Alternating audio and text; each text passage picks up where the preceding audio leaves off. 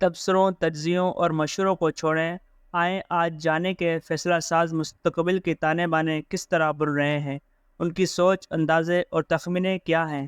یہ سارا کچھ جاننے کے بعد آخر میں جائزہ لیں گے کہ ان کے اندازے اور سیاسی فیصلے کتنے درست ہیں اور ان سے کیا نتائج برآمد ہوں گے۔ جان لیں کہ یہ طے ہے کہ الیکشن جنوری نہیں تو فروری میں ضرور انعقاد پذیر ہوں گے۔ کوئی حادثہ یا انہونی نہ ہوئی تو یہ بھی واضح ہے کہ کھلاڑی خان الیکشن کے دوران جیل میں ہوں گے اور الیکشن سے پہلے ہی نااہل بھی قرار دیے جا چکے ہوں گے۔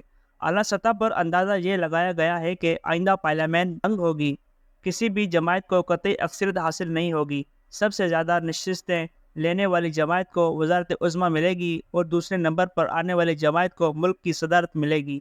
ذرائع کے مطابق تخمینہ یہ لگایا گیا ہے کہ نونی 75 سے 80 نشستیں جیتیں گے، جبکہ پیپلز پارٹی بھی 60 سے 65 نشستیں حاصل کرے گی۔ جب اس تخمینے کے حوالے سے کر دیا گیا ہے کہ کیا اس کا مطلب ہے کہ نونی وزارت عظمیٰ سنبھالیں گے، تو جواب دیا گیا کہ نون اور جے ایل یو میں نشستوں کا کم ہی فرق ہوگا۔ سوال کیا گیا کہ جے ایل یو کی اندرونی سندھ سے 40 نشستوں کے بعد تو عقلی طور پر سمجھ آتی ہے، باقی 25 نشستیں وہ کہاں سے حاصل کریں گے؟ تو جواب آیا کہ کراچی بھی تو خالی پڑا ہے، جے ایل 8 سے 10 نشستیں کراچی سے لے جائیں گے۔ نونیوں اور جے ایل یو میں بڑھتے ہوئے خلیج کے حوالے سے بھی معاملات طے کیے جا رہے ہیں۔ جے ایل یو کی جارحانہ گولہ باری کے بعد نونیوں نے ایم کیو ایم اور جی ڈی اے سے پینگیں بڑھانا شروع کر دی تھی، مگر لگتا ہے کہ نونیوں اور جے ایل یو کے درمیان سیز فائر کرا دی جائے گی۔ پنجاب اور سندھ کے نگران حکومتیں یہ ٹکراؤ نہیں چاہتی۔ آئندہ الیکشن کے حوالے سے یہ معلوم ہوا ہے کہ امریکہ اور مغربی دنیا کے ممالک یہ چاہتے ہیں کہ پاکستان میں جلد از جلد الیکشن ہو۔ ایک مغربی سفارتکار کے مطابق الیکشن جیسے بھی ہوئے وہ پاکستان کو آگے ہی لے کر جائیں گے، اس لیے مغربی دنیا الیکشن جیسے بھی ہوئے ان کو قبول کر لے گی۔ لیجئے اور بھی سنیے، جیسے جیسے نونیوں کو یقین ہوتا جا رہا ہے کہ انہیں اقتدار ملنے والا ہے، ویسے ویسے ان کے انداز و اطوار اور ان کا لہجہ تبدیل ہو رہا ہے۔ اس کے لیڈر اور ترجمان جو برسوں تک جمہوری راگ لاپتے رہے تھے، یکایک ریاستی بیانی کی اسیر ہو گئے ہیں۔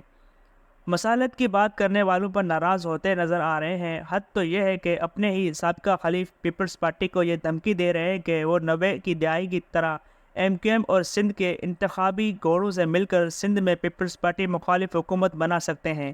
گویا ابھی اقتدار میں آئے بھی نہیں اور وہی پرانی سوچ پھر سے اود کر آئے ہیں۔ خدا کرے نونی کچھ سیکھ سکے ہوں اور دوبارہ سے ملک میں معاذ آرائی کی سیاست شروع نہ کر دیں۔ انہیں تو چاہیے کہ وہ انصافیوں کے ساتھ بھی مفاہمت کی راہ نکالتے، مگر وہ تو الٹا اپنے ہی اتحادی پیپلز پارٹی پر پل پڑے ہیں۔ ایسا لگتا ہے کہ وہ اقتدار میں کسی کو بھی شریک نہیں کرنا چاہتے، حالانکہ تاریخ نے یہ ثابت کیا ہے کہ یہ پالیسی غلط ثابت ہوئی ہے۔ چارٹر آف ڈیموکریسی اور 18ویں ترمیم نے جمہوریت، پارلیمنٹ اور سیاست کو مضبوط کیا ہے، جبکہ سیاسی جماعتوں کو آپس کی معاذ آرائی نے جمہوریت، پارلیمان اور سیاست کو ہمیشہ نقصان ہی پہنچایا ہے۔ اوپر والوں کے تخمینے، اندازے اور سوچ جاننے کے بعد ضروری ہے کہ اس سرکاری نقشے کا تنقیدی جائزہ لیا جائے۔ حقیقت یہ ہے کہ اس وقت ملک کی سیاست اور معاشرہ تار تار ہے۔ سیاست میں تلخی اور نفرت عروج کو پہنچی ہوئی ہے۔ ضرورت اس بات کی ہے کہ ٹوٹے ہوئے اس معاشرے کو جوڑنے کی کوشش کی جائے، تقسیم زدہ سیاست کو مفاہمت کی طرف لیا جائے۔ اس کام کے لیے ایک نئی نوابزدہ نصر اللہ خان کی ضرورت ہے۔ وہی تھے جو ایم آر ڈی اور اے آر ڈی کی روح رواں تھے، مگر آج کی سیاست میں ایک بھی نوابزدہ نصر اللہ نہیں۔ نفرتوں کی حد یہاں تک پہنچ چکی ہے کہ مفاہمت اور مسالت کی بات کرنے والے پر نونی اور انصافی دونوں چڑھ دوڑے ہیں۔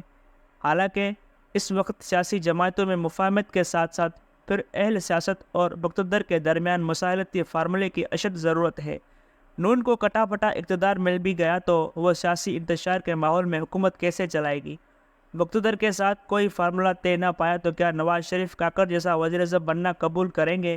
ظاہر ہے کہ اس طرح نہ حکومت چل سکتی ہے اور نہ ہی نواز شریف ایسے بے اختیار وزیر اعظم بننا چاہیں گے۔ پاکستان کو کامیاب بنانے کے لیے دو چارٹر ضروری ہیں، ایک سیاستدانوں کے درمیان اور دوسرا اہل سیاست اور مقتدر کے درمیان۔ اس گرینڈ مفاہمت میں طے ہونا چاہیے کہ سیاستدان ایک دوسرے کے خلاف دھرنے اور لانگ مارچ نہیں کریں گے، فوج سے ساز باز کر کے ایک دوسرے کو ہٹانے کے عمل میں شامل نہیں ہوں گے۔ دوسری طرف مقتدر اور عدلیہ کو بھی ماضی سے سیکھنا ہوگا۔ سیاستدان فوج کے معاملات میں دخل اندازی نہ کریں اور فوج پاکستانی سیاست میں اکھاڑ پچھاڑ بند کر دے۔ اگر تو پاکستان کو چلانا ہے تو یہی واحد حل ہے، اور اگر ماضی و حال کی طرح چلنا ہے تو پاکستان مزید تقسیم ہوگا، معاشی ابتری مزید بڑھے گی اور وہ دن دور نہیں ہوگا جب پاکستان پسماندہ افریقی ممالک کی طرح مسائلستان بن جائے گا۔ جس ملک کی معیشت ٹھیک نہ ہو اس کا دفاع کبھی مضبوط نہیں رہتا، کیونکہ ملک کے پاس پیسے ہی نہ ہو تو وہ جدید جہاز، ٹینک اور اسلحہ کیسے خریدے گا؟ اور جب وہ یہ ماڈرن اسلحہ خرید نہیں سکے گا تو اس کی سیکیورٹی کو بھی خطرات لاحق ہوں گے۔ اقوام عالم سے سبق سیکھ کر ہر ادارہ اپنی اپنی حدود میں رہے، یہی ریاست کو چلانے کا واحد حل ہے۔